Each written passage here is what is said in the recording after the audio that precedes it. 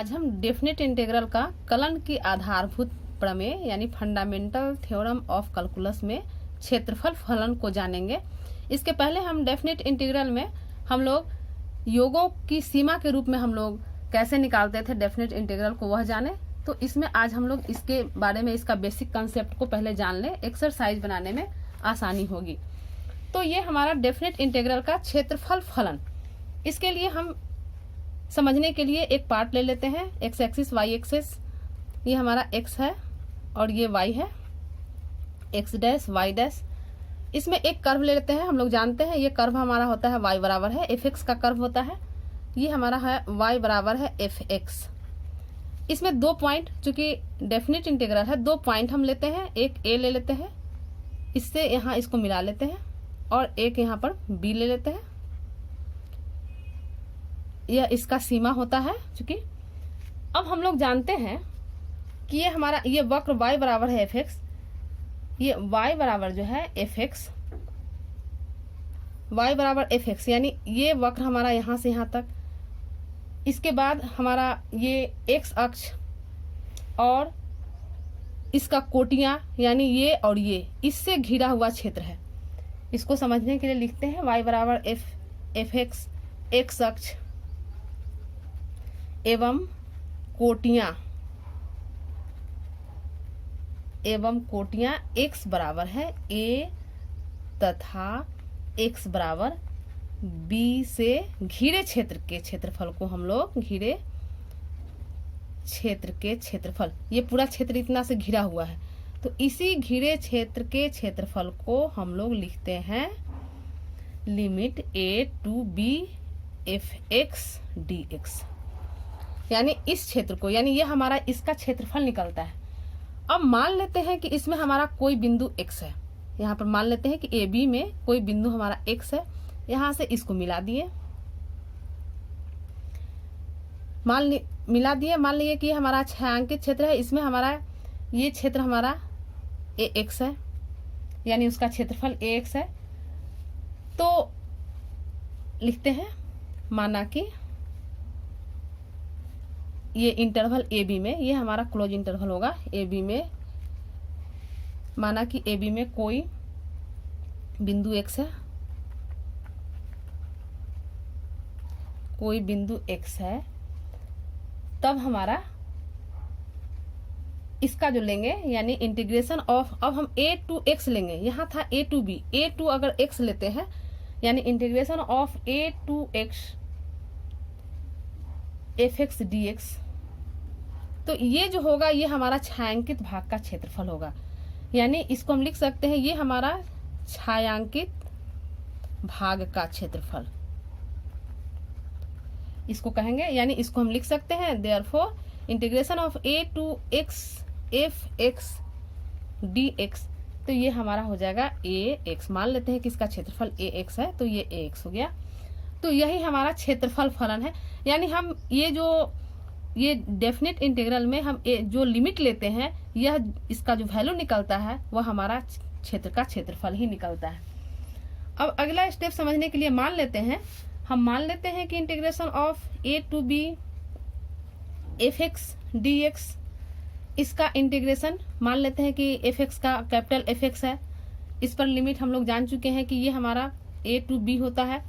Limit लेते हैं तो ये हमारा F B minus F A, ये हम जान चुके हैं, ये इतना होता है। लेकिन अब प्रश्न मन में यह उठता है कि हम जब इंडेफिनिट इंटीग्रल पढ़े तो उसमें हम कांस्टेंट लेते थे, यानी ये अगर हमारा ऐसे होता था एफ एक्स डी एक्स, तो इसका इंटीग्रेशन अगर एफ एक्स है तो हम सी जरूर लेते थे। तो इसमें सी कहाँ गया, सी क्यों नहीं ले रहे हैं? तो इसे समझने के लिए हम लोग इसको ऐसे चलते हैं, इसे समझ लें कि सी आखिर क्यों नहीं लेते हैं। तो इसके लिए a to B F x D x, तो ये इसके, चूंकि इसी में हमने यहाँ पर लिमिट चढ़ाया, तो हम इसका इंटीग्रेशन एफ एक्स प्लस सी लेते हैं, और इसमें हमने बी और ए लिमिट चढ़ा दिया। अब हम यहाँ पर लिमिट ले लेते हैं, तो ये हमारा F b plus c minus F a plus सी,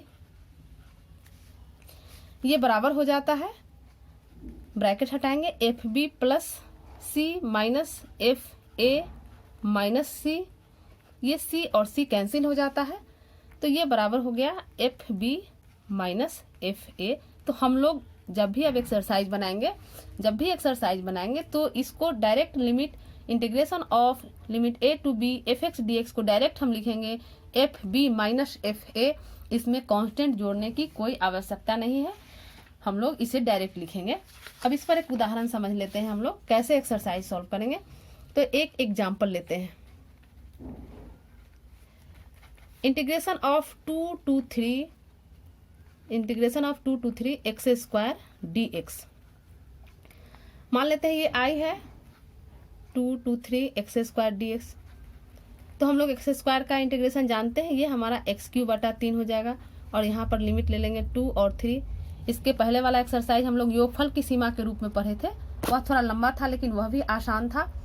लेकिन इसमें जो है हमारा यह इंटीग्रेशन डायरेक्ट करके और हम इसमें लिमिट को डाल देंगे। ये हमारा 3 बटा 3 हो गया, माइनस स्क्वायर डालेंगे तो ये 2 डालेंगे तो ये हमारा x की जगह पर 2 हो जाएगा बटा 3 हो जाएगा।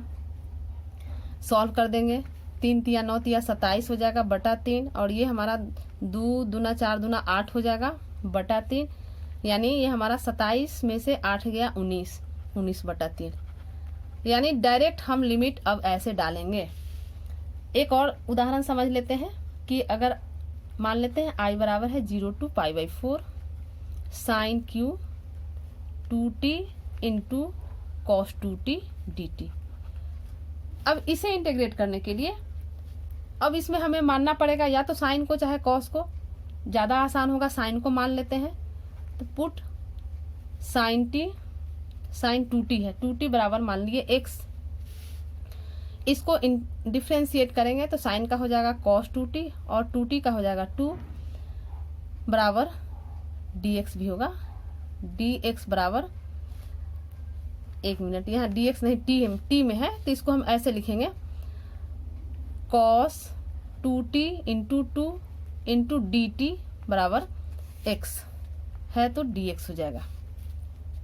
यहाँ हमारे पास cos 2t dt है, 2 निकाल देंगे यानी cos 2t dt निकालेंगे तो dx/2 हो जाएगा।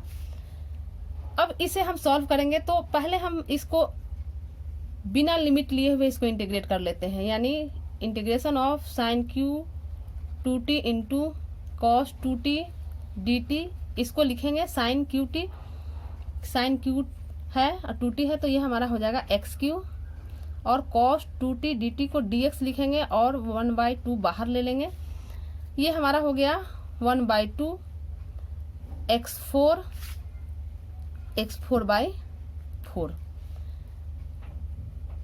अब हम इसको 1/8 x4, x माना हुआ चीज है, वैल्यू डाल देंगे 1/8 साइन 4 2t। x चूंकि साइन 2t के बराबर है तो साइन 4 डाल दिए। अब हम लिमिट ले लेंगे इसका, बिना लिमिट का पहले इंटीग्रेट कर लेंगे और तब इससे हम लिमिट लेंगे 0 to π/4। हमारा क्वेश्चन था sine Q 2t into cos 2t dt, तो ये बराबर हो जाएगा, ये हम इंटीग्रेट कर चुके हैं 1/8 साइन 4 2t 0 to π/4।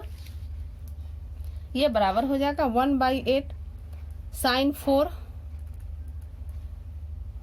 t के जगह पर π/4 रखना है तो 2 इंटू π/4 माइनस ये 0 रखेंगे तो साइन 0 ही होता है, 0 कर देंगे, ये हमारा 2 हो गया यानी 1/8। इसको हम ऐसे लिखते हैं साइन π/2, यहाँ पर 4 पावर चढ़ा देंगे, मान में कोई फर्क नहीं।